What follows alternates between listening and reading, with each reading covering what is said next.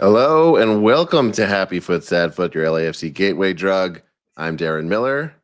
I'm Vince LaRosa, and I feel like I'm having audio problems now that we've said we were ready to go, and I set everything up. Does it sound okay? It sounds okay. It sounds like you might be coming out of your headphone microphone. Classic. We don't know. Can you switch them? I'm going to work on it right now. So you vamp. Okay. Well, Not like we're doing a live show. We'll do it when the show, we'll fix it all in post. It'll be great. Welcome to the show, post game for a fairly familiar, now that we're back home at MLS, it feels nice and unfortunately fairly familiar for this game to have occurred in this way for LAFC, a 1-0 loss to Vancouver. I guess I'll just get right into it. I think that was my big takeaway from this game, was that it felt like a rerun. I'm a little bit tired of seeing this episode over and over again. Especially when they've made it clear that it's not always this, but it's this far too often.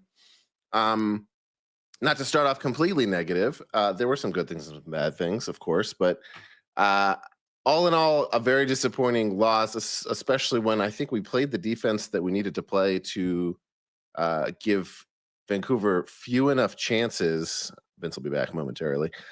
Few enough chances and us enough chances to win that game. That's part of the episode, though. You guys all know the episode. We've all seen it plenty of times. This season, previous seasons less so, but still previous seasons too. But here we are, back in MLS. I'm filtering some comments in. Vince is back. I'm back. Do I sound good? I think so. Keep talking. Yeah, whatever. What do you want me to talk about? How was it at the stadium? On the TV, I was just getting through. I was just saying that to me on TV, it felt like a rerun that I was tired of seeing over and over again. Did it feel like that at the stadium too? Yeah, I mean, the game itself, I thought you were going to ask me about just the general, some of the stuff around the stadium for Pride Night was really cool. They had rainbow fireworks. There's Pride Night stuff to get into and Druid stuff to get into from the in the stadium vibes department for sure. But maybe we just talk about. But maybe we just talk about those things. Maybe that's all there is to talk about. Maybe that's all we talk about in this game. Because honestly, let's go. Let's just make that the live stream. Yeah. It was super frustrating in stadium. Everything that everyone's probably been saying, you're probably right. It was a bad performance, a poor performance. I don't think any player really shone at any moment in this game. And Vancouver, they got a nice goal. The touch that guy had, that Sabi had to bring that ball down and then finish. That touch was nice. That was probably the nicest thing in the entire game. Let's be honest. Other than that, they put in a performance. They worked hard. And they really forced LAFC to be bad with the ball. It wasn't like LAFC. I mean, LAFC was bad with the ball, but it wasn't like they were going up against chumps. Vancouver was working hard defensively. But you couple that with just the poor performances across the pitch, and the guys that came in, are the guys. Sorry, that the not normal starters like Amaya, Giroud to some respects, Dilrosun. There was no clicking. The midfield wasn't really clicking. It did start to click a little bit when you kind of got closer to the lineup we're used to, with Hollingshead in, with Delgado in. But it was at times they couldn't make 5 and 6 yard passes. And we talk about this, and it gets frustrating because I know when you're listening to us as fans, you're it just sounds like a broken record. But this has kind of been the story of the season. LAFC is really good when it gets a goal and it gets to roll downhill, right? It can crush teams when it gets ahead it's like a confidence team. It gets the goal. It feels great about itself. Everything goes well. But the second something goes wrong, it feels like they don't have the ability to turn that switch. And that's kind of what separates a good team from a great team. And right now, LAFC is definitely not a great team. Or even a decent team from a good team. Well, I mean, you got to be able to do that, right? That's how you win a game. They're still in a playoff spot. So, they're not as bad as they could be, right? We're not talking about, the Galaxy. Yeah, it's semantics at this point. I just feel like you can be bad and be in the playoffs.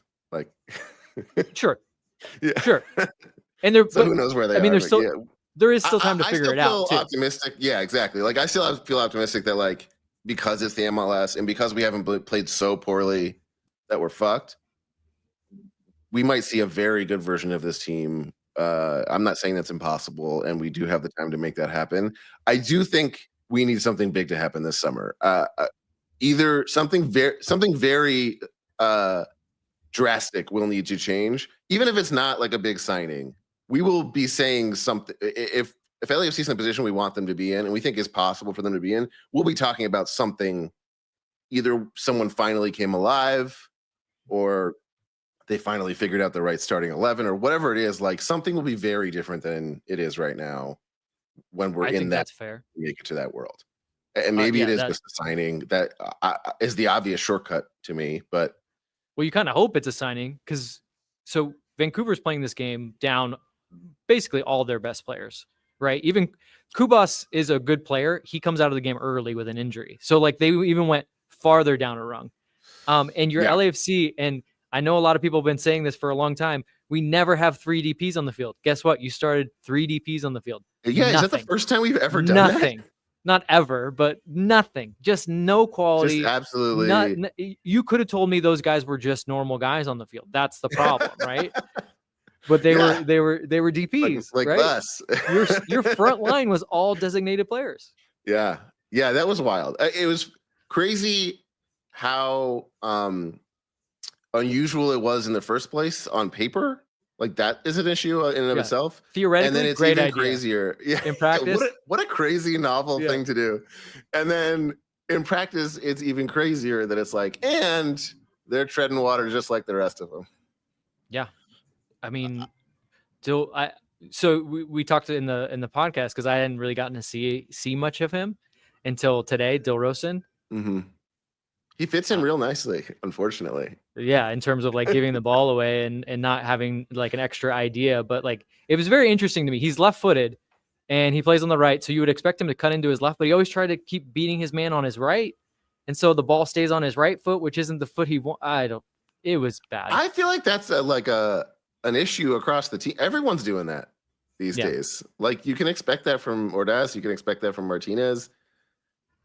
Giroud will find a way to not finish from either foot, and find a way to do something nice that isn't finishing from both feet. That second half chance that he had, like I swear I've seen him score that for Milan like 10 times. And even then, I was starting to get frustrated at how many good shots he fired, because I was like, okay, now at this point, it's like, why weren't you doing this before? But he stopped just short of that, so it was still the same version of disappointing that he's usually overall. Also, I was talking with somebody in the press box, and it's kind of weird how flustered he looks at times. Like, this is a world-class player. That shot that I'm referring to in the second half, he had time to take a touch. Like, why not? And then there was other times where like he's just playing one-touch football all the time, and it's like, you're a quality player. Like, what is it? It just, he seems like it seems like the pace is it's just not there anymore. Like, the game has passed him by a little bit. I wonder if this is around the same time, because I had this weird this question came to me that like he was starting to fire off these chances, and I was like, I wonder if he's having trouble, because we got on Bouanga early in the season for like taking so many shots and failing, and it's kind of struck me that it was like, I'd rather someone be willing to look bad taking a bunch of shots and trying to figure themselves out than what seems like could be happening all this time with Giroud, is like, he's not willing to look bad. Like, it has to be perfect. Like, he has to like play to hit what he thinks is where he set the bar. So like, he's not going to fire off a bunch of misses, because like, that's like evidence of how bad he might look. I don't know. But I wondered if that's part of it, is like, it's a plus that Bouanga's willing to kind of like fail out loud enough to succeed. It's not the whole it's not the whole formula. Like, you need more than that, of course. Well, you can only have so many of those players, right? Like, someone. But this does get us to another. Flustered. It does get to another key point. It's again Bouanga or nothing. Like, there's no one stepping up. Like, yes, Giroud put in some shots, but now he's leaving, so don't forget that. Like, no one else is really like taking the game by the scruff and being like, I'm gonna provide a moment. I'm gonna provide something extra. Like, again, it's not that these guys are so bad, but they're not also like raising their game. It's just flatlining. It's You very do meh. see, the only kind of like moments of extra fire that I saw this match, and I will say I did see a few. They were from the defense. They were from further back players that normally like they're like, why am I the person doing this? Like Hollingshead had that great shot that we just missed. There was a moment even when like Segura, I forget who he was yelling at, but I was like, it's at least refreshing to see him like fired up and trying to hold someone accountable for something. Valencia had a great game, but we all knew that was going to happen, and that's not enough. I can tell you that's where you're seeing stuff that's like I can tell people you are angry and playing angry in a good way. Well, that carried on after the final whistle. I can tell you from being in the stadium, there was some definite frustration and some conversations going on between players where there were some guys not happy. Eddie, one of them, just a smattering of guys around that were just like having these deep conversations, and you could tell there was some frustration there with teammates. Everything we say about the potential upside still being there of us finding ourselves in time for the playoffs is that this is exactly how we could also go the other direction and kind of unravel when guys start getting frustrated. Frustration starts mounting and players start pointing the finger at each other. And that's when you slip down the other way, especially with the coach leaving. I hope that doesn't happen. It's possible. We're not there yet. We're not there yet. We'll tell you when we're there. But I mean, you can kind of start to tell when teams have quit. They're not close. And again, the frustrating thing is like there was chances to at least get a point from this game, and then there was actually chances to win this game. They didn't really ever seem close, but Vancouver didn't have a single shot on target in the second half. So I think they might have only had one shot on target the whole game. It might have been the goal. Yeah. So it's like you can be really upset with this team, and I am with the performance, but also they still had chances to tie and or win the game. Yeah. So to your point, Darren, like it does feel like we're at a tipping point, not in a good way per se, but something's got to give. And obviously a big thing is happening after tonight with Drew leaving. So one way or another, something's going to happen there. Yeah, this is a very interesting time with summer transfer window rumors starting to heat up too. We can get into that later. We do have some super chats and callers. Let's get into it. Okay. William Lamb, thank you for the super chat. Hola, happy for Zappa. Huge loss to the Free from Desire team of Vancouver after the Club World Cup journey. In addition, merci Olivier. Yes, I think it's like kind of a strange happy foot in two ways. His farewell match. It's a relief that will be offloading him, and also nice to see the way that he was able to go out, not in terms of playing on the field, but he started, he got the ovation, everyone was supportive of him. I'm glad that we're leaving on good terms, and mostly I am hopeful that seems to be, like you said, the one area where like we could maybe do something with that opening. They should. The more though I think about it, like, and I don't know, we talked a little bit about it, but I don't know how real it is, but like, let's say it is Ange Postecoglou that's coming in. We've already talked about this roster would need to be completely revamped for the team to play in the way in which he needs them to play. Like, would you fill that spot and have a possibility that player doesn't fit?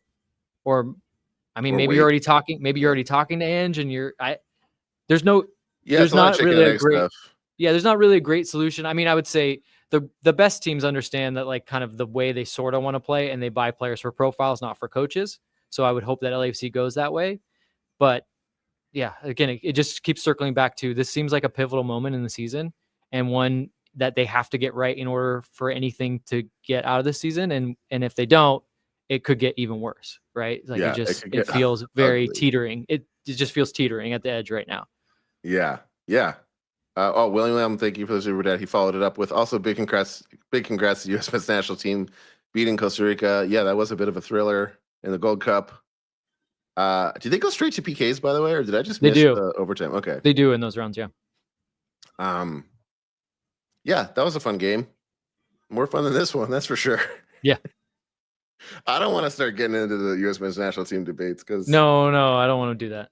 I'm already, I already hear Allie, my wife, already like talks plenty of shit especially on a day when you get to see the women's national team play and then the men's national team play. She's like, "Come on, this is my team." Wow. Yeah. Mikey, thank you for the super chat. It's $4.99. He says, at work, didn't watch the game. Are we back? Unfortunately, yes. Go back to work. Unfortunately, we're back, and this is being back. I think that's what's being We're established back. right now. We're back in MLS. Yeah. Heidi, thank you for the super chat. DINCEPOD, Nichols family is here for it. Fuck yeah. Thank you. Thanks for watching, everybody.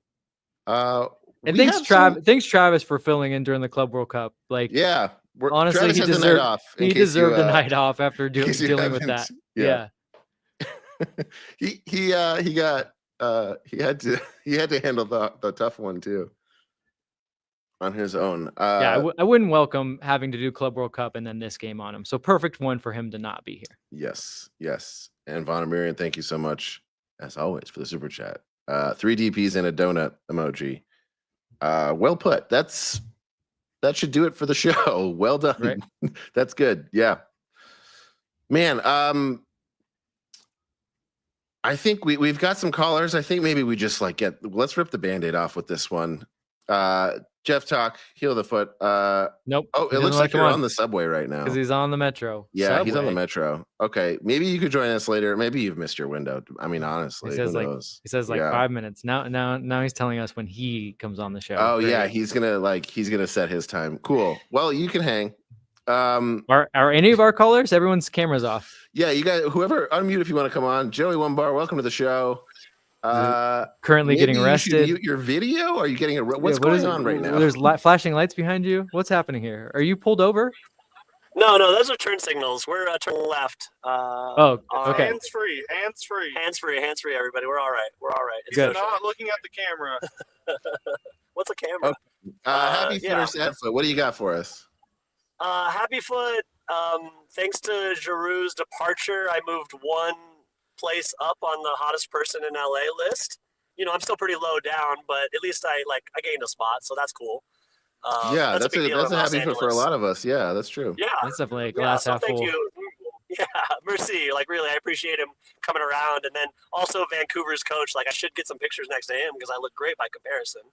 I mean, you moved up even higher with that guy in this. We moved up 2 slots. Yeah, he slingshotted me.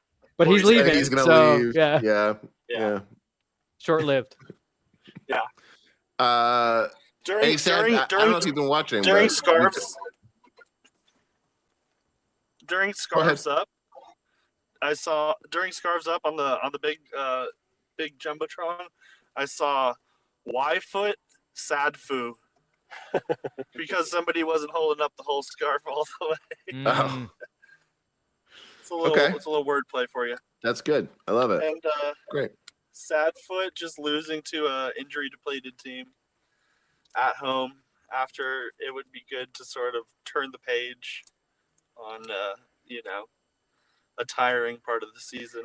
Yeah, let's stop having these summer slumps, I'd like to just continue. Yeah, I agree. This does feel familiar both for this season and for summer. It did feel a little bit like dueling red carpets, right? They were like, if you guys want to win this one, it's fine. And we were like, no, please. We couldn't possibly. No, this is for you. Yeah, it wouldn't be fair with all the players that you have out. Yeah. Look, you earned that spot toward the top of the table there, and it would be a shame if anything were to happen to it. Yeah. That's the perfect match to have with Canadians, is like a nice off. Yeah. Here, you guys it's very friendly. So. Yeah. Look, it's Pride Night. We just want everyone to be happy. Yeah. Not us. But Danny has sung karaoke with the lady who sung "Oh Canada" tonight. So we miss you, Kim Harvey, but shout out to Lorelai Cinco, who's pretty dope too. That's pretty rad. That's awesome. Yeah. Yep. And we met a friend of the foot before the game, so shout out to Sal. What's up, Sal? His name right? Sal. Well, we don't know. His name now. yeah, he's a legend. All right. Love you guys. Thanks for calling, guys. Here, guys. Yeah. Drive safe out there. Well, we Danny Two Nips cameo there. Definitely not the Nips tonight. It was not getting any Nips. Nope. Justin W. Looks like you're if you're off mute. Yes, you're on the show. Welcome to the show. Hey guys, first time caller, long time listener. Oh wow, thank you for calling. Frustrated listener, I guess. You're not a Oh. first-time caller. Don't try to fool us. No, I know. You guys have bits. Everyone has bits. I want to have a bit. Yeah, but you got to make it good. I You gotta keep know. going. No, you I don't have. know. I'm not that You're locked creative. I into don't it know. now. Just a Okay. guy. We'll let You're you locked have in it. now. We'll let you have it. Oh, thanks. No, so mostly my comments more of a question, more towards Vince. Oh, How I do was we really fix? hoping you were going to ask Darren a hard one. No. Hey, 'cause, you I mean, just Darren can shout answer first, too. Vince. Derek, yeah, put me on the spot. Now how do we fix this? It's something that we've talked to. It's something that we've kind of talked about before. I know we're hopefully, we bring someone in this summer to replace Dolo. Again, I don't know if that's going to happen, I don't think that's but going to happen. at this point, I doubt it too. But do we just wait until next season when all of our contracts are kind of off the books and we can really restart fresh and just blow it up? Get rid of Martinez, get rid of Smolyakov. Now we have 222s. Now we have an actual roster base that we can kind of start over. I know that's a bunch of extra turnover. Mhm. Maybe Bouanga leaves. I know the rumors are we'll have 3 free DP spots. Just don't bring anyone in the summer and just kind of hold off, keep our cap space. Do we do that? Is this team good enough to bring in a Thomas Muller? And is that going to make a difference? If we bring in someone else with Thomas Muller, is that good enough to make us compete?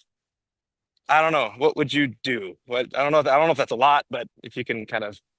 Yeah, I mean, well, let's just talk start about with that. like blowing up the roster. That's a definite possibility one way or the other, right? This is MLS. Like you have to chop and change a lot to make a lot of things work, right? With the way the salary cap works. Like even when we were a good team, there would be times where you were like, there's 5, 6, 7 guys going. Like that's just the nature of the league, unfortunately. So that's something that they're well aware of, and they're probably going to have to do whether they like it or not. Right now, do they need to explode this roster now to make things happen? No. I mean, you have one DP slot for sure open. From what I've seen from Dilrosun tonight, I would love if there was a second one, but you're going to have to get those 2 right. Because again, we watched 3 DPs out there tonight and nothing really from them. Drew got a couple of shots off. Bouanga, not his best game, was blanketed most of the game. Again, Dilrosun didn't do anything for me.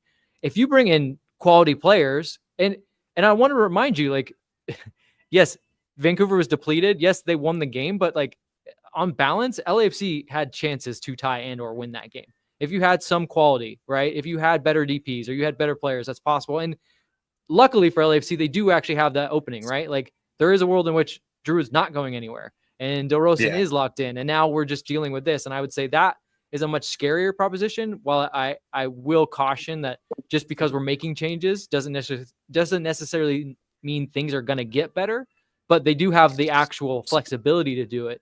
And so with that, I just, they have to get at least whoever comes in for Drew. I mean, I could see Dilrosun staying. I don't think he's necessarily worth a designated player slot, but if you get like a really strong center forward or even a creative midfielder that is a kind of a 2-way and can score some goals, I could see this team doing it because they have, like, we've seen them play very well. This is why it's frustrating for all of us, is watching them play very well a couple of games and then play like this.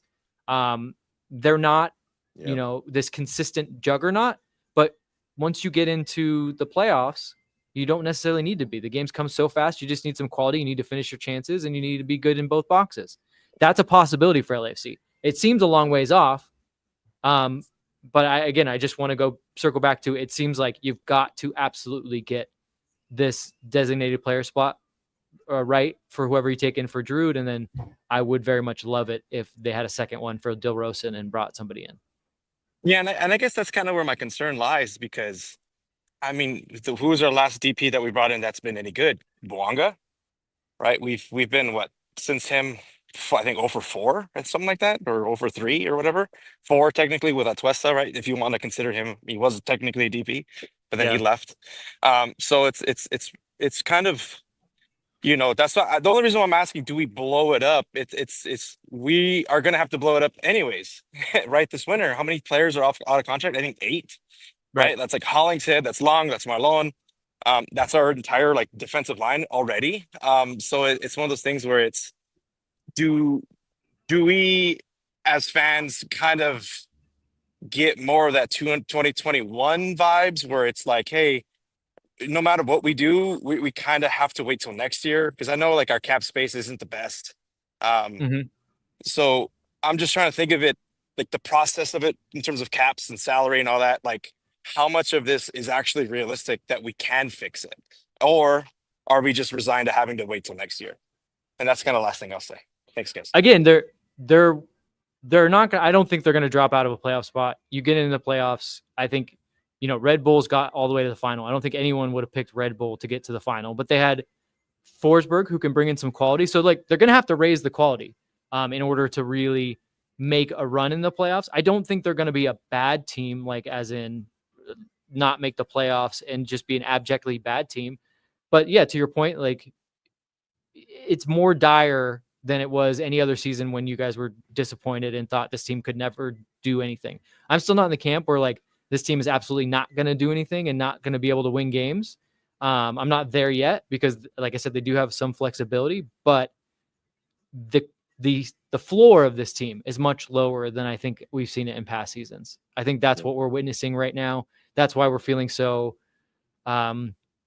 disappointed, because we know that like it seems like it can get worse, and I'm not saying that that might not happen because it could get worse, but LAFC is not supposed to be a middling team. They're not supposed to be just a playoff team. They're not supposed to just be happy to be a playoff team, and so that's where the frustration comes.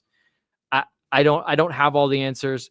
I know a lot of people would like Steve to leave, but so you bring in a coach mid-season, not even mid-season, we're kind of getting past that mark, with players that he did not pick, with players he's just getting to know. Does anybody honestly think that they're going to be able to institute a complete overhaul of a system to do that? Like realistically, like you can say you want Steve gone, but like then start to think about what has to happen once that new person comes in.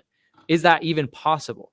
Like even for a really great coach, like you know, a high level coach, let's say it is Ange, comes in right away. Is that possible? Would that be possible? I mean, I can say almost with certainty, knowing the way Ange plays football, this roster cannot play his football. So not only do I know that the guys on the field can't do it, but then him just having to institute it in general. So I don't think getting rid of the coach is necessarily the right thing, but get some quality on this team. And maybe get a couple more character guys, or ask the guys, and like that's the one thing when 2021 happened and they shuffled the deck and really blew it up. You still had Carlos Vela, like you still had a cornerstone, and I think that's where another bit of frustration is. We don't feel like we have a real anchor right now, right? Like we know Boanga, and like you feel like you can always count on him, but he's also YOLO guy. Like he'll just do whatever. To Darren's point, like he's willing to just fuck up until he gets it right? And that's not necessarily the guy that you want as like your anchor, your cornerstone guy. You need a guy, maybe somebody that has a little bit more gravitas and a little bit more something to really carry this team. And so I think obviously first is quality, but two, if you can get a DP that has a little bit of like extra, a little Giorgio or a little Carlos in him that can really carry the team, that's the way forward, at least for the time being. And then yeah, Steve will be gone after the season. Get a coach in that will have a preseason, can put in a new system if that's what they want. I mean, every coach that comes in is going to have their own game model, so they're going to have some kind of flair that they're going to add, or some kind of nuance to the system. But yeah, middle season, generally not the right time to do that. It's really tough. It's tough to institute systems in general. It's definitely tough on the fly in the middle of the season with players that you did not pick. Yeah. Justin, thanks for calling. You got anything else you want to add before you take off into the night, literally? Yeah, literally. No, it's just a little concerning because I feel like if we do bring in I feel like as we probably should bring in somebody, that way at least that person has a little bit more input on the roster that's not going to be turned over. Right. So, for example, if we bring in an Ange or we bring in a fill in the blank coach, right, at least you can see these players that we have on the roster and be like, oh, yeah, I would like to keep them. Right. Where he's not completely in the dark, where he's like, oh, you know what? That guy left on a free. It would have been nice to keep that guy. But to your point, that's still saying you're basically okay with punting on the season.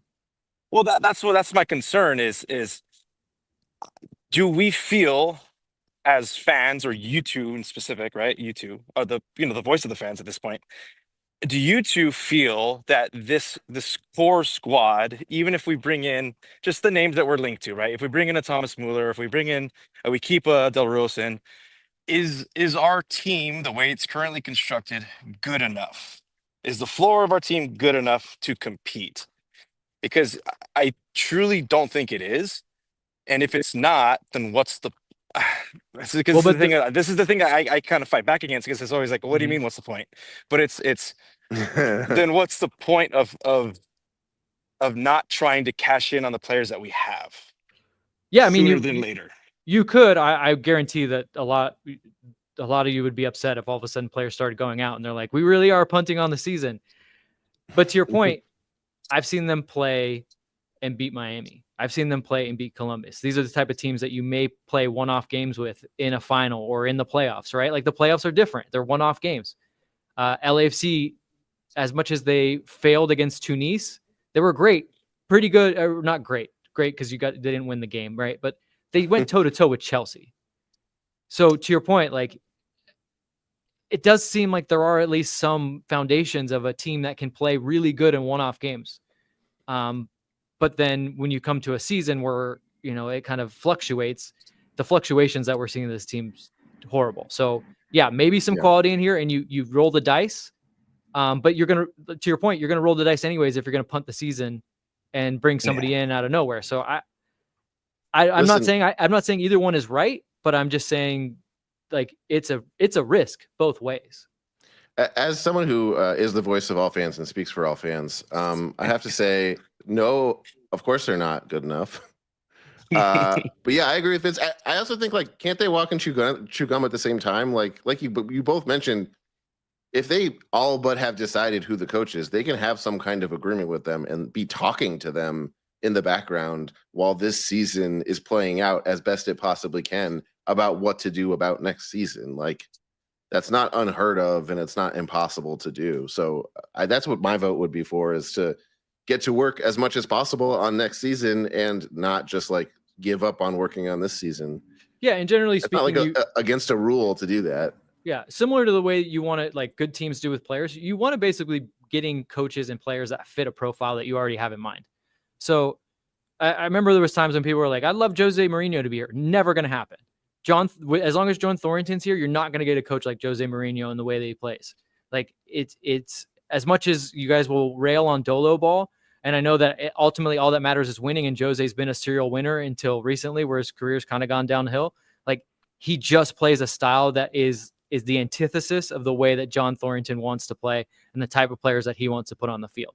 So they're always going to get a coach. Like, that's why you're hearing about a name like Ange. Ange is a proactive coach. He's an offensively minded coach. So you're imagining that the types of players you're buying regardless are going to be a little more offensive. They're going to be more on the front foot. But Ange is going to, the way he wants to do it versus Steve is he wants to do it a little more in possession, where Steve wants to do it a little bit more in transition, because this is a transition heavy league. Like, you have to give, like, you have to understand, or not understand, but you have to give Steve a little bit of credit. Like, this is a transition heavy league. And like, he set up his team to be a transition heavy team. And yes, they haven't won every single year, but 2 finals, getting to finals, they've been competitive, matter, yes. right? Yeah. And so at this point, but there's cycles, right? Like, it probably is time. Like, and Steve felt it, and everyone kind of feels it. So it's time to, tweak the way that they do things offensively. Maybe it is into a more possession style, maybe a similar Bob type style.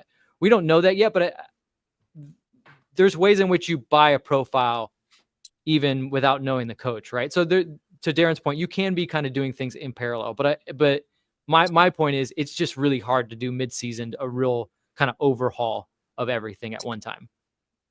Yeah, and I completely agree with you. And you kind of alluded to it earlier, but I think it's more important to bring in that, again, I hate saying it because you can't quantify it though, but it's that leadership, right? It's like you said, like today watching Bouanga, he just looked out of it.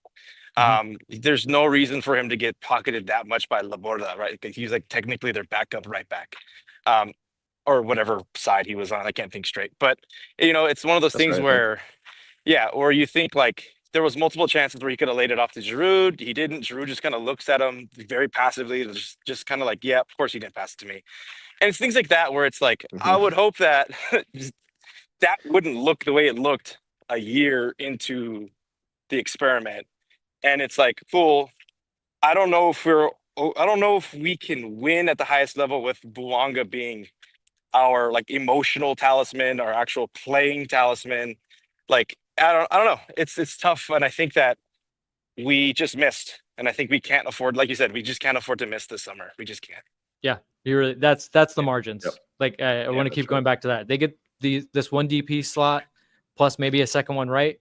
I think that there is very, very real chance that they get into games where they're one-off games or these, just playoff football. And yes, they can win something. But if they don't, and we'll kind of know, we'll kind of feel it. But again, once you get into the playoffs, as long as they've got players that make the difference, anything can happen. But right now, I mean, you saw it today. There's one guy that can make a difference, and if he doesn't do it, no one else is. Then no one can. Yeah, and yeah, it's just frustrating as fans, and you guys understand. You guys were there. Vince, you were at the game. It's LA. Like LA is not going to be okay with having these type of showings, and I just wish that we could put a little bit more pressure on. I don't know if it's the front office or the coaching staff or the players or whoever, but it's one of those things where, again, if it even gets 5% worse, like it's gonna be apocalyptic for the fans online, and it's just gonna get into where it's like not even enjoyable to follow the team. But yeah, I'm just gonna leave it at that. Thank you guys. You guys are the best. Thanks for coming on. Later.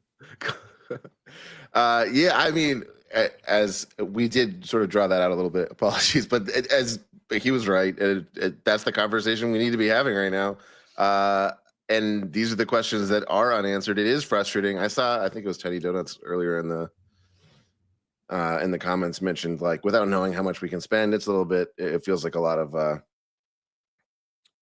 kind of useless conjecture almost. Now I'm putting words in his mouth to know like what we can go for and what's actually realistic. Strong statement, Darren. Yeah, that's strong. I added Useless conjecture. He was saying, I think he said it's a little like it's hard to know what we can do when we don't know how much we can spend.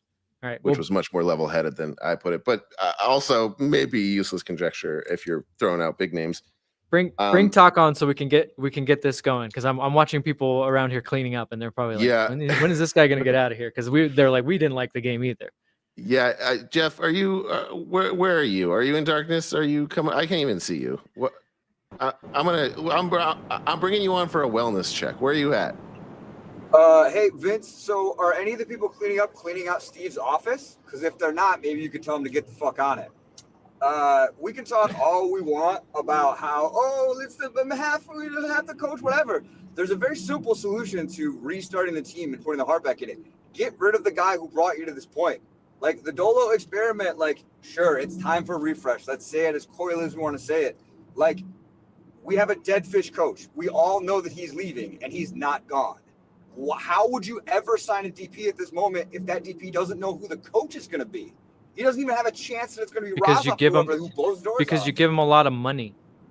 Right. I don't know. I don't know if you know this, Jeff, but these guys don't really play for coaches.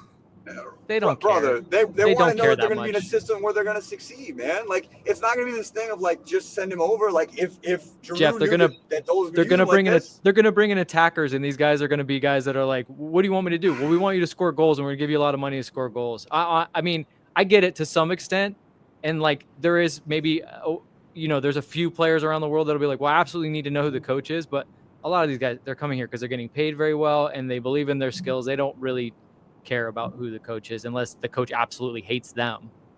Great. Then if it doesn't matter who the coach is, why do we have the guy who just shit the bed for 5 games straight? Like what are we doing when the guy is leaving? How are you in the locker room? Take you're gonna come, not gonna come, whatever. Like, are you, as David Martinez, a 19-year-old kid who's I think having a tough time, like, are you gonna listen to Steve and let him like guide you if you know he's left, he's gone? You know what I mean? Like, and this, by the way, Steve is a guy who has not brought on these young guys and made them better. Omar Campos, very expensive guy, gone, right? Didn't have an impact on us, gone. Small Unikov, has he gotten better this season? He's going to be gone, right? David Martinez, like the best teenager in the world, we were all told, Like, that guy can't get on the field. I think Dolo's doing a bad job bringing him along. Like, I don't understand how we're in this place of, like, maybe we can't get Angie until next season. Sure. Why do we have to roll out the same game plan that's not working every game when anybody else can do it? Have Razov do it. Have the dog do it, man. You remember that really cute dog? That guy, I guarantee you, can roll the ball out as well as Dolo's doing right now. This is insane to me that we have this amazing city, this amazing base of talent, this amazing amount of money that we can spend, and this is the best we can do. I just fundamentally don't understand why this mediocrity is happening. I don't get it. And we can, again, like, it's very, very even-handed by you guys and Justin to talk through all the reasons why maybe it doesn't work, whatever. But, like, I can't imagine that if you own this team or you're John Thornton that you're happy right now. And honestly, if you're John Thornton, you've gone 0 for 4 on your last DPs. The last good guy he signed was Bwanga. What was the last even good U22 guy he signed? Like, I guess it would be our Polish friend, Mateusz Bogusz. He's gone. Like, I just, this is a very, very, very frustrating time to be an LAFC fan, and it doesn't have to be. Like, we can make changes, and we're just not doing it. I don't understand why we're just smashing our heads against the wall. You know what I mean? This is one of the first games I've gone to where I've been like, I don't think that was fun at all, man. I don't think I had like any moments of joy there. Like, that sucked, man. That was not a good time. And that's after, by the way, getting our asses kicked by a Tunisian team with a quarter of our payroll. Like, just what are we doing? So Jeff, are you thinking that the move is to bring in a coach as soon as? Are you saying it's not punting on the season and we should do our best with a new coach and a new system to make something happen this season, or are you saying fuck it, it's worth punting on the season? What I'm saying is, if you are punting on the season, get rid of Dolo. If you're not punting on the season, get rid of Dolo. Either one of those options. If you're punting and you're saying we're not sure, we're going to bring an end to the fall, whatever, give Razov a shot. Let Razov shake up the locker room. Let somebody else get in there and breathe some life into these guys. It's stagnant. The water is still, man. Like, the moss is growing. Do something. You know what I mean? Like, That's fair. That's fair. I don't think you're 100% arguing with us here. No, but not that we're scouting the exact same opinion, but Darren, I think it's like, that's an option. We're gonna angrily agree for a lot of you. What I'm saying is, like, this sucks. You guys are talking about it very soberly. This is a bummer. This is bad. Well, follow-up question: is that really how you talk to cleaning staff? What you were suggesting, Vince? Or I would say just fair. Here's what I would do. I would politely ask, "Hey, have you guys considered cleaning out Dolo's office as a message to him?" I wouldn't tell him. Okay. You know what I mean? I don't know. It tracks with the character. The guys are there at a reunion. I don't know who's to say. Yeah. Okay. Yeah. Who knows? Who knows in this world? Yeah. I mean, I don't know. I tend to feel like this whole thing is like, I like being a fan. I don't like pretending I am John Thornton or someone he works for, and like. I don't think any of us know the right move or like what would actually happen if any of these things happened. Like, but we could say the wrong moves brought us here, right? What? The wrong moves brought us to this place. We're in a place where we squandered the Cup World Cup. We're losing to Vancouver 1-0 with 3 DPs. Wait, what do you mean the wrong moves brought us here at sports? Like, you win or lose. Like, there's another team on the field. You know they're playing against other teams, right? And they want to win. Like, this happens. I never thought about that, Vince. Thanks, brother. Well, the way you're talking, but the way that you're talking is like, hey, I wonder if they ever thought to shake this shit up. Like, maybe if they make a stink in the locker room, they can make it better. Like, you don't think that, like, I wonder, okay. do you actively think that they're sitting there right now in that room and being like, well, this is fine? No, but what I'm saying is, if I write a television, I fucking hear about it. They wrote a bad episode of television, and they're gonna fucking hear about it. Like, yeah, but you don't hear about it. If you write a bad episode of television, if you're in a bad episode of television, you're not hearing about it in the way that like the fans of that show also hear about. Right. And also, would you let the fans of your show write your show?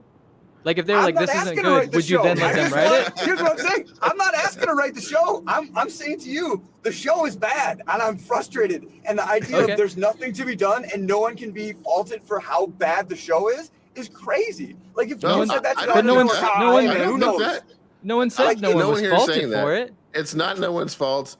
It is bad. We agree with you. Whose fault is it? Whose fault is it? And how do we get rid of them? there's I 11 personally guys don't on the give a field. fuck whose fault. I'm sorry, I'm the one person maybe, but I don't give a fuck whose fault it is. Like, Look at that's just not my point of view on the game. Oh, But I there's don't literally care. It's 11 not a cop out. It's not Placing ping, blame is not the thing that I'm interested in doing. I don't but think also that it's matters. not ping pong. It's not darts. Like there's not one person.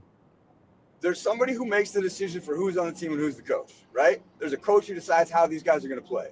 Like the idea of the blame is so diffuse that no one can ever take the blame. Theoretically, Jeff, I guarantee Jeff, you, every single I'm sorry. coach would love if they were like, hey guys, I wrote this on the board. You need to do exactly what I did.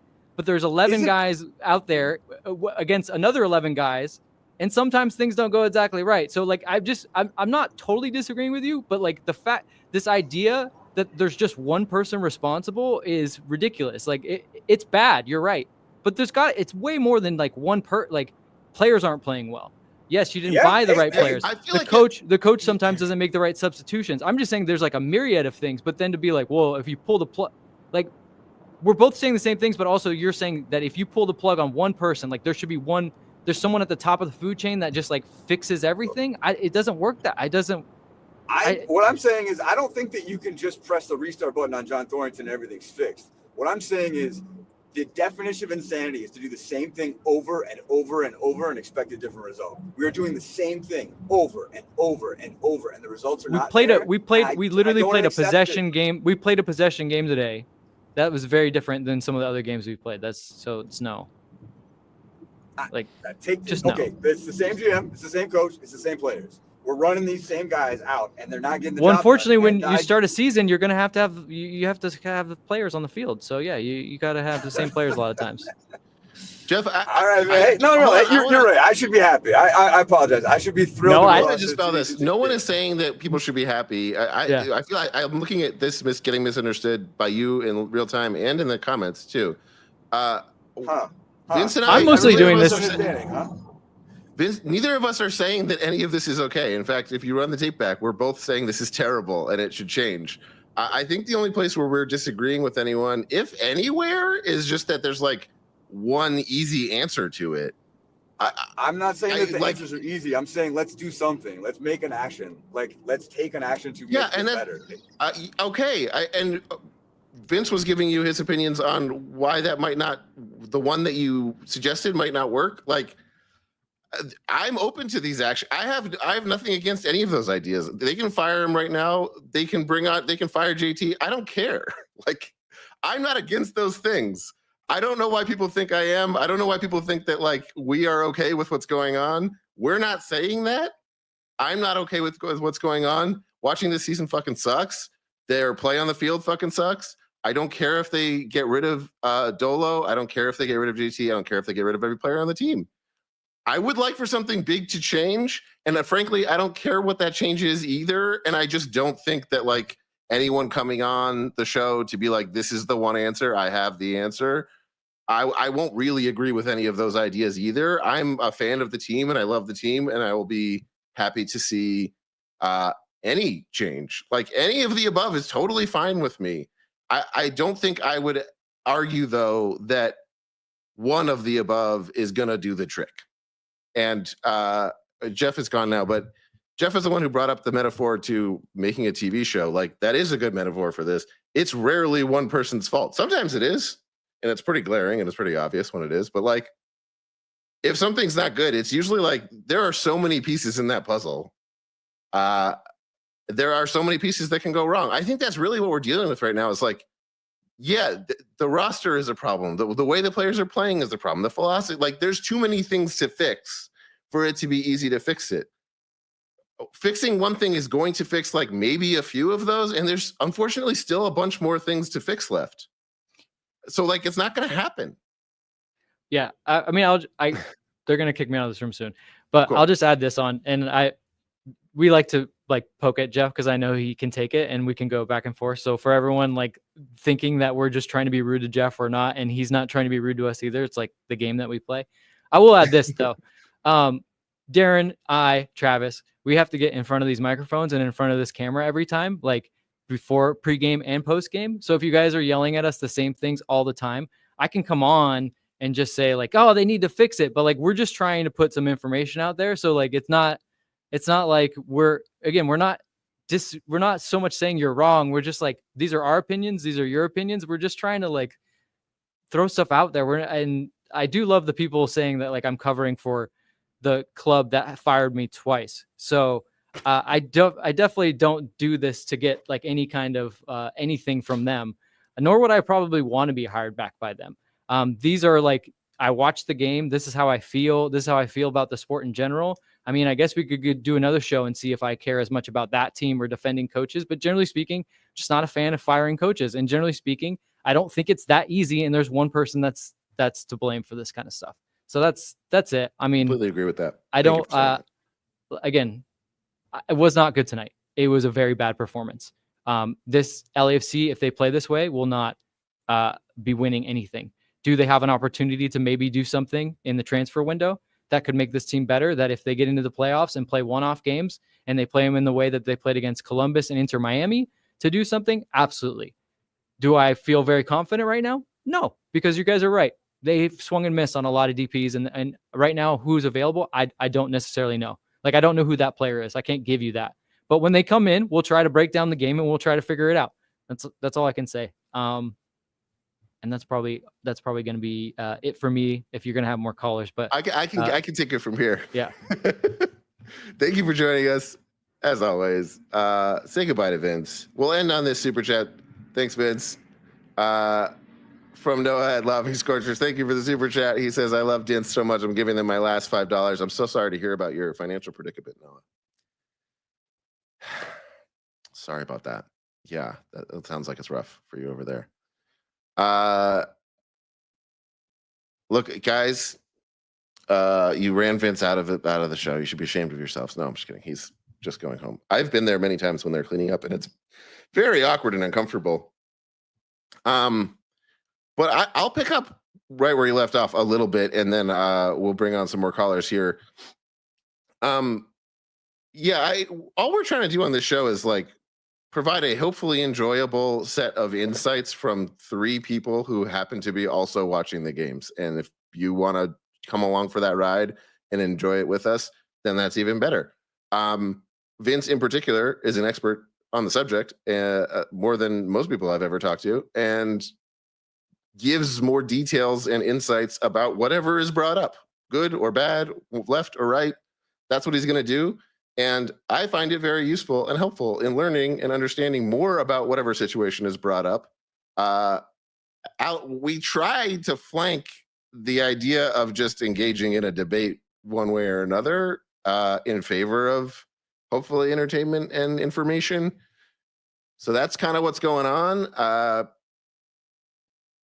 I don't know how many times we've ever really said like this is the one answer. I think we've pointed out a number of things that need to change, namely some like actual leadership on the field that hasn't happened. We've been complaining about that a lot this season. The show started with us saying how poor the performance was and how much we need something big to change this summer, whether it's the way that they play, whether it's the roster, whether it's the coach. Sure. I think, I don't know, maybe I've said my piece. Maybe that's all it is. But yeah, unfortunately, we're as frustrated as you are after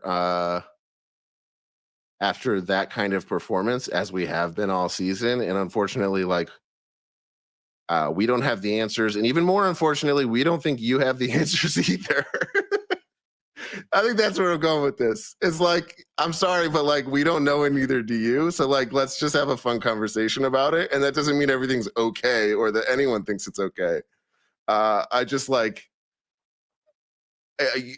there's no reason for me to believe you if you don't believe me. Like, no one, we're just people. These are just ideas we're throwing out there.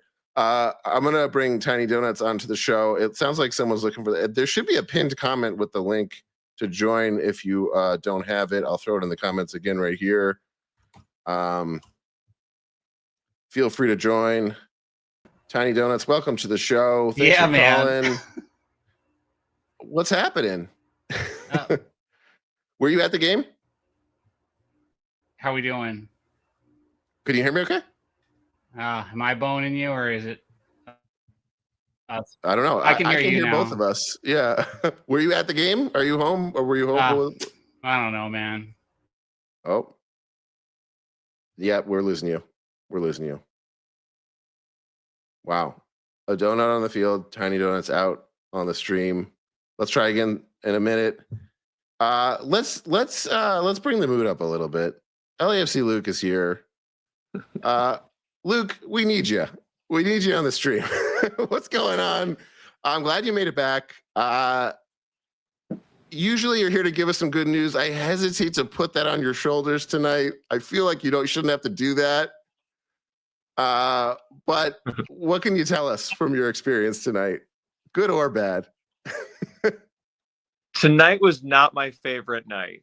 Oh no! Look, that tracks. When I was on your preview episode, Travis asked, like, what can people do to be supportive of the LGBT community? Go on all of LAFC's socials the next few days, because people are going to be saying all kinds of crap about how LAFC is more focused on the LGBT community from this Pride game tonight than they are on their play on the field, and tell those people to shut the F up. That's my one ask. If you really want to be an ally to the community, that's a good request.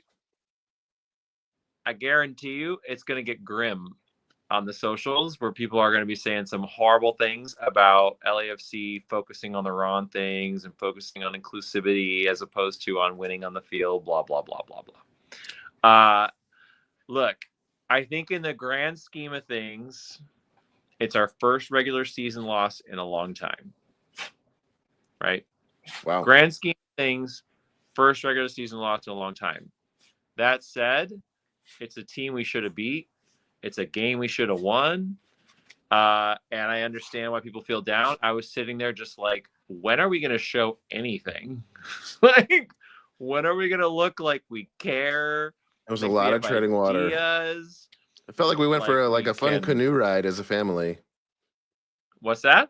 I felt like we went for a fun little canoe ride as a family down a river, and we were just seeing the sights of Vancouver being in town. And look, Vancouver came to town on our Pride game last year, and I was telling everyone we always win the Pride game, and we lost that game. And it was our Pride game this year, and I'm like, I didn't even tell anyone anything because I was like, I don't even want to go there. I'm glad I didn't. Yeah. I'm gonna try and not be too down. I appreciate that people think that I try to bring up the mood. I don't know what to do with that, because I feel like maybe I just feel obliged, because there's so many people who are feeling down right now, and I think they have every right to feel down because we just looked bad. We just look bad, and it's not. And it's like, who are we supposed to bring in? Who's Steve supposed to throw out there from the bench? Who's gonna make it better?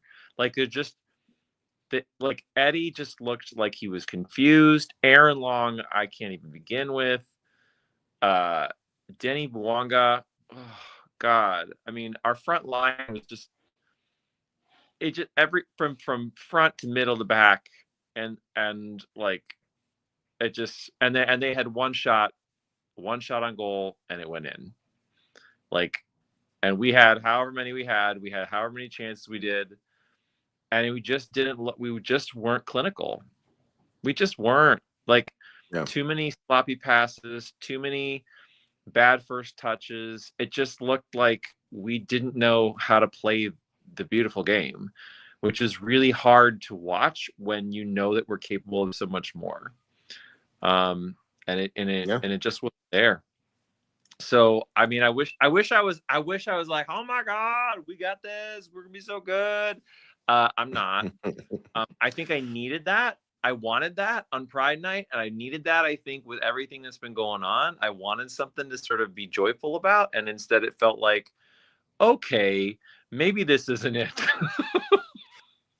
Yeah, I think totally agree with everything you're saying. I think the one thing that was frustrating that it seems like we took with us from the Esperance game was that it's so frustrating. It's even more frustrating when we play that poorly and they shouldn't give us a chance to win, and yet we somehow still have a chance to win and still don't do it.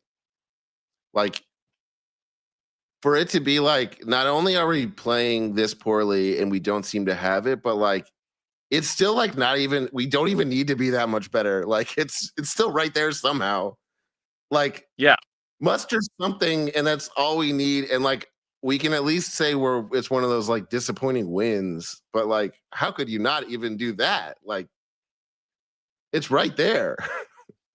I'm just like sick of not being impressed by any opponents. I guess I shouldn't be because we just played Flamengo and Chelsea too, but I guess that was just very expected. But yeah, like, God, well, ideally we get better for the playoffs. At the same time, like I said, something very big needs to change. It can't just be like this group in this way of playing just happens to work out, and then we're in a good position in the playoffs, because we're going to start to face Eastern Conference teams. We haven't brought that up yet, and they're all way better than this. So look, I think we just sort of have to remind ourselves that Major League Soccer's schedule is really fucking weird. There's this mid-year transfer window. We've got a DP spot opening up. We got money to spend thanks to FIFA's cash grab tournament. So we could do something. Now, will we? Who the fuck knows? But we could do something. We could do something with that money. We could do something with this transfer window. We have the DP slot, at least the one. I frankly would get rid of Del Rosen too. I don't see what he's doing out there. I wasn't particularly impressed with anything, and he's had now a couple of weeks to sort of get into whatever system. There wasn't really anything happening there, no real connection. So, you know, let's bring in two really great. Let's actually have three good DPs all at once. Can we do that? I would love for us to do that. Maybe we do a run in the Leagues Cup. Maybe we do a run in I mean, there's always a spell for us where we just kind of we hit the skids for a little bit. This is a little early for it to happen, but you know, it's possible that we're in that skid. Yeah. And then somehow we kind of like kick it back into gear the last month or so. And so it's still very possible. Like, I don't think we should all just be like down on our luck and depressed. It's June, you know, there's still 4 more months of this shit. So buckle up, everyone. You know, but we could do something in Leagues Cup. We could make a run for, you know, getting a higher seeding for the playoffs. It's all very possible. You know, whatever. Enjoy the summer, everyone. Luke, thank you for calling. Thank you for everything that you do.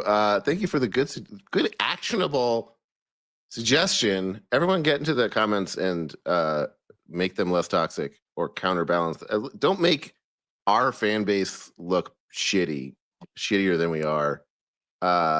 We have a reputation to, I don't know if uphold's the right word, but to like improve, let's say.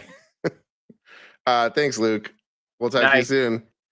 Ryan, if you're around, you've been waiting for a while. I want to get you on here real quick. Ryan, are you, oh my goodness, are you on wheels of some kind? I'm on wheels, but I'm coming to a stop, and now I'm at a stop. Oh my God. I kind of want you to keep going. You know, if I keep going, I'm going to end up going down the pier and off the end of it. You know, I'm not in that bad shape here. Is it skateboard, rollerblades, roller skates? What are we doing? Is this a bike? My bike. Okay. Yes. I don't know why that was last on my list. That's probably the most obvious guess. Yes. Well, what do you got for us? Please tell us, instead of watching the game, you just had a nice bike ride and you want to give us a happy foot from that experience. I was at the game and watched it and was disappointed like everyone else. And you and Vince hit most of the points I kind of wanted to call in earlier when we were talking about coach changes and et cetera, stuff like that. But I kept hearing you say, are we willing to punt on the season? Mm-hmm. And are there a lot of people who are not willing to punt on the season at this point? I'm 100% willing to punt on the season. I feel like Dolo's already a lame duck. The best we can do with this season is learn as much as we can between now and the end of the season about what's going to come next year. And I don't see how Dolo staying on board teaches us anything. Like if he went to Germany today, we would get 5 or 6 months with Ante Razov and see if like there's something there. See if like he could do something else. I don't know if it's possible if we could get the other coach in, but I would hope that our team, our fan base would be comfortable with a team coming in mid-season and not doing great right off the bat, but taking this time to evaluate the team, see who you like, because this team is getting blown up at the end of the season. There's a lot of contracts up. Like, there are going to be a lot of changes. And I would like someone who is going to be with the team long term to be involved in that evaluation. I don't think this team with Dolo in charge is an MLS Cup winning team. I would love it if we could qualify for Champions League by like sneaking into a, League's Cup semifinal, but that's about my feelings of the ceiling for this season. So I'd love as much change as possible right now so that we can spend the rest of the season trying to figure out what's going to happen next season. Yeah, I think that totally makes sense. I think that's fair. If that's what they decide to do, I wouldn't mind. I'm open to that. The thing I want to happen is for them to, I don't know how much they're considering Razov. If they are, then that feels like a very good idea. Regardless, he's there. The thing I want is for them to be talking to whoever is most likely or definitely going to be coaching next season. If they know who's going to be coaching next season and they can start now, then yeah, I don't see why they wouldn't. If they can't, then I'm okay with them just talking to them in the background and working on next season in tandem. But yeah, I'm not against that at all. I think that's it makes sense.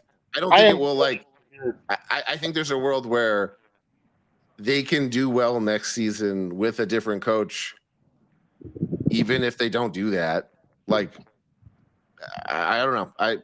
I think if the goal is to win as much as possible this season, I don't know what the answer is. If the goal is to win as much as possible next season, I think there's a bunch of different things that they could do. I think there's a bunch of things that they could stop doing.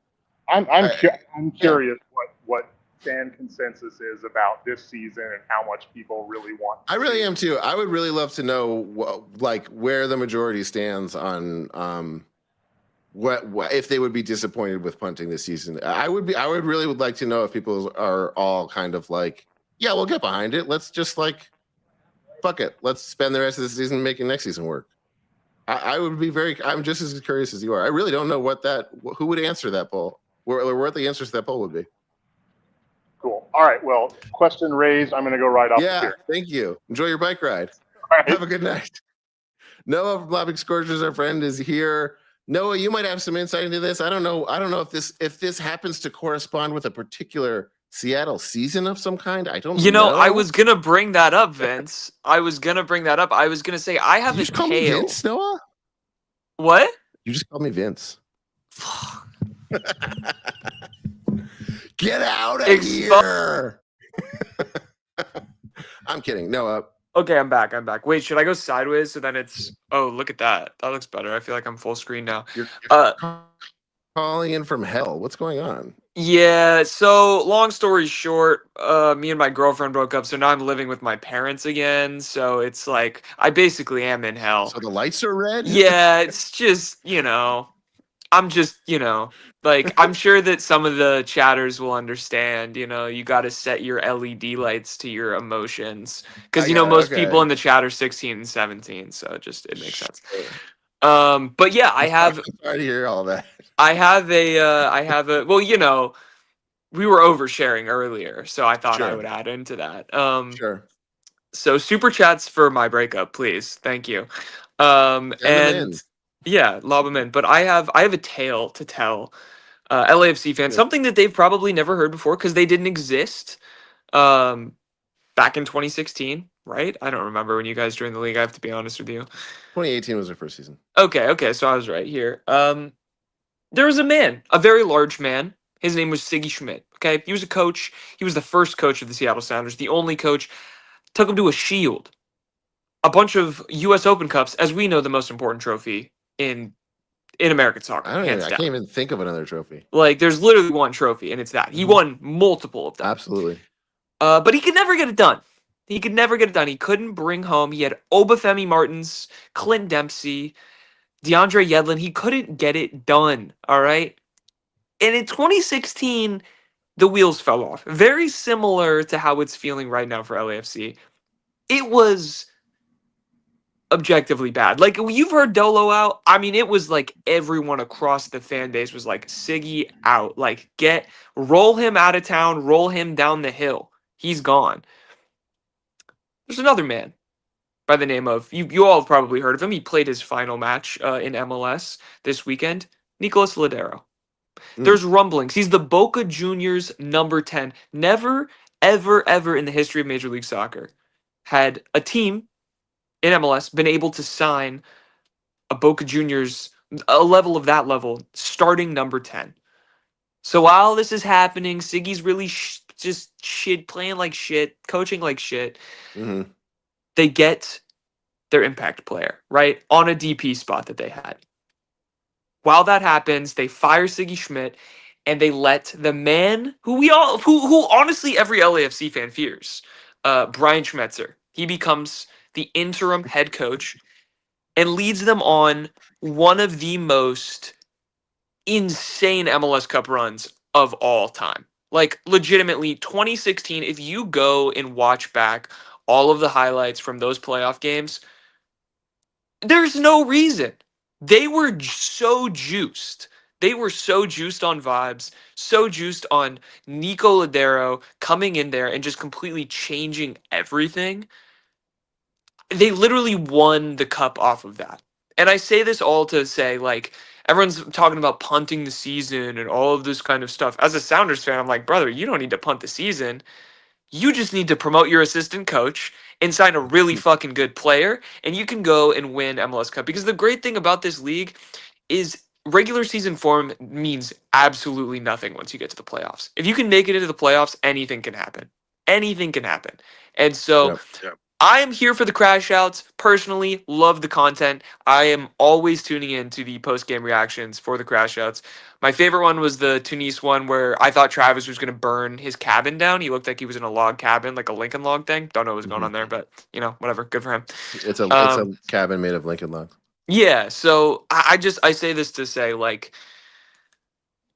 I don't think it's over, folks. And like, as an outside perspective, as someone who watches all the games, all the league, who secretly is a fan of LAFC, don't say it out loud.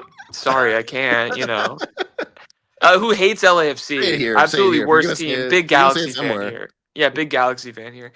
I think we're reaching maximum level of crash out, and I think we got to bring it back down. Like, as the pundit here, I've got to bring it back down to like normal crash out, which is you got to burn it down, but like it's not over. You've got 2 open DP spots, right? Is this correct? 1.5. Well, 1.5. As and the usual, Loney guy, you might say. Yeah. It's funny because I feel like you're offering it's like a third. We're thinking of punting on the season wrong is kind of what you're revealing is like, it's not giving up on the season. It's not giving up on the season. It's not that it's not giving up on the season to do nothing. It's that blowing it up now is not giving it up on this. He's not giving up on the season. Is that a good way of characterizing this? Is that we can make a big move now that could read as, okay, we're just punting and blowing this up so that we can just start working on next season. But really, it could be what we need for this season. I don't think you need to punt. Like, I don't even think it needs to be that. Like, I think that legitimately, I think it's pretty clear that Dolo is just like his heart's not in it.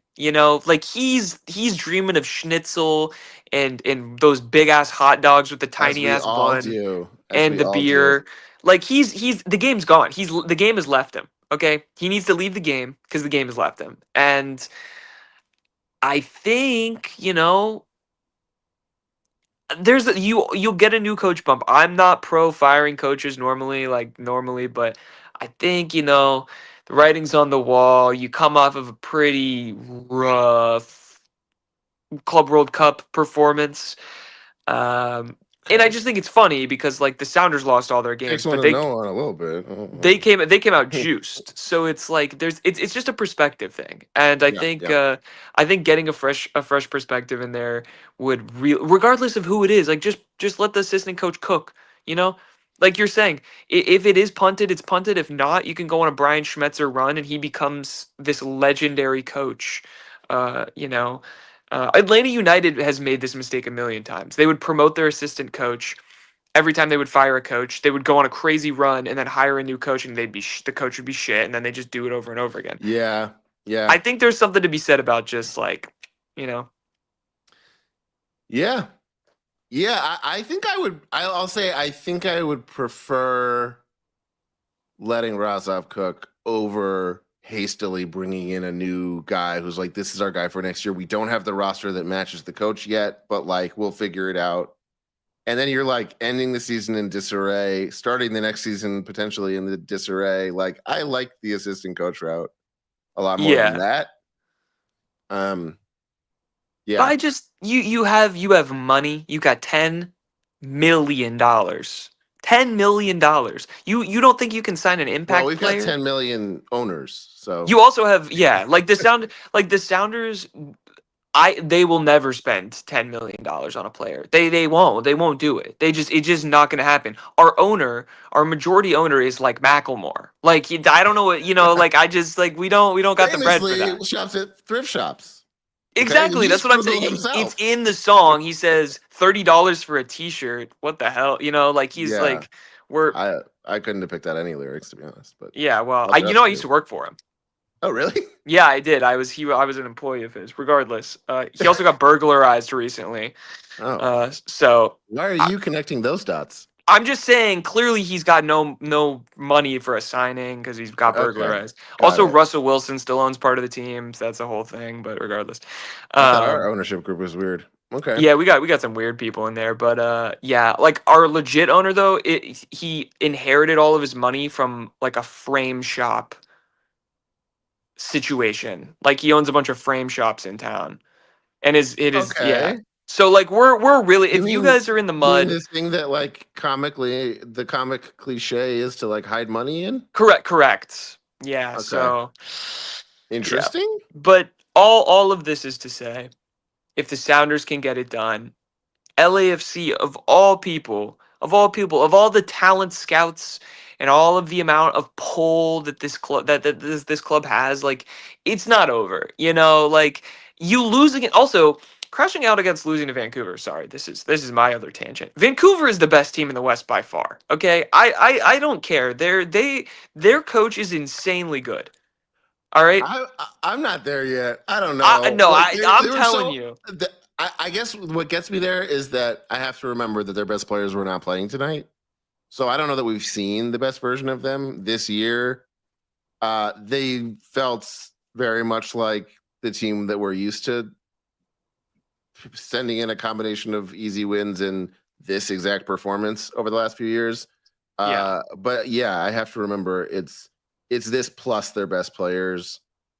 But I don't even understand how that's happening because their best players are not like new ringers either, really. They're just suddenly good. I don't know.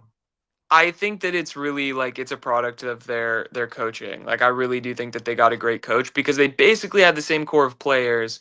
They signed a couple wingers and now they're just like this god tier super team who just refuses to lose.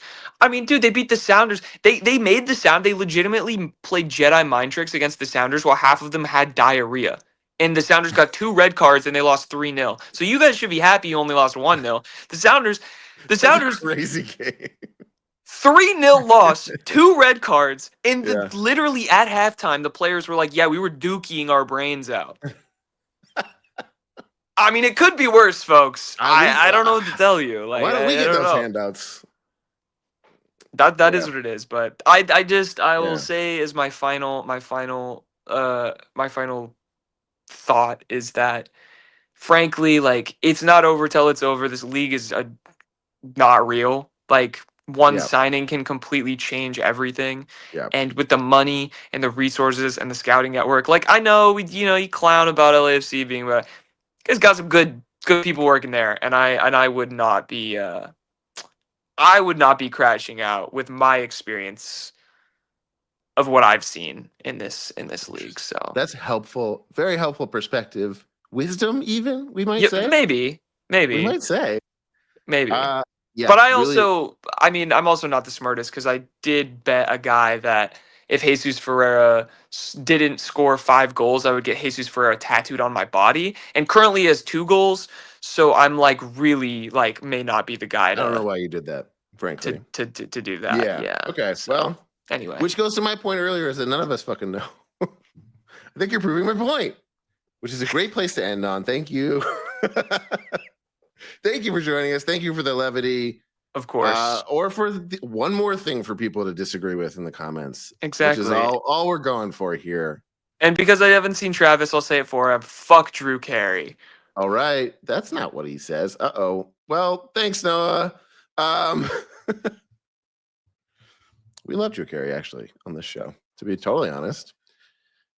Wow. Well, I don't know. I think I don't know what we did for you tonight, if I'm being honest. We started the show mad. We now maybe mad at each other. We're ending the show mad. We didn't accomplish anything in the game, that's for sure. I don't know what we accomplished in the post game, other than to say something's got to give. That's for sure. And in case it's not clear, obviously I'm up for that, meaning we do something. I don't want things to stay the same. I don't know how many different ways I can say it. Yeah, well, hopefully it will happen. We will be back with a post pregame before our next game. Mikey, thank you for the super chat. He says it's not always about winning, guys. I'm not really sure like what direction that sarcasm is, if it's sarcasm or if not. Maybe that's true. I feel like it is always about winning. I don't know. At least when you're in a professional sport, right? I think it is about winning. Yeah, I would like them to start winning. So cool. Thank you for the super chat. We have another one that we missed earlier as well. Sam Ramirez, thank you so much. He says, so many fans see the problem. Dolo, why is it so difficult to just say it? We all blame Pride Night. Get over yourself, my guy. Team rebuild ASAP. I don't know who's saying we all blame Pride Night. I think if you're talking about Luke was referring to, there's a lot of toxicity in social media comments across the internet of people saying that. But they're not interested. That's not a real opinion they have. They're just being homophobic and terrible. They don't actually believe that. That's not really a thing to argue with one way or another. But thank you for the super chat. But yeah, I'm fine. I'm not convinced that that firing Dolo on the spot is going to fix everything, but I have no problem with it happening. I think there's just maybe where people are misunderstanding me is I just think there's too many problems to fix for one move to fix them. There's a lot of problems. I have no problem with Dolo. If this is like the clearest you need to hear it, I have no problem with Dolo leaving. I'm not calling for it because I personally like this is this Travis and Vince might not even agree with me. I don't care. Like I don't think firing. I'm just like not into firing people. That's not like how I am a fan of sports. That's just how I approach it. I don't know. That's just not how I view it. I'm interested in seeing what happens on the field, and I would like for changes to happen. If they decide that has to happen through the coach changing, that's fine with me. I just I'm not going to pretend like I'm the one doing it. If you guys, if other people are like that, that also is fine with me. Like I don't care. Truly don't care. Think whatever you want, guys. Everyone's point of view on this is totally valid. We will be back with a pregame show this coming week. We'll do something fun because at this point we get the team's not doing it for us, so we're gonna have to bring it ourselves. So I promise we will always do our best to make the fandom fun, whether the team is making the team fun or not. Thank you for sticking around with us through thick and thin. Right now, is it thick or is it thin? What do you guys think? I don't know. All right. I love you. Bye.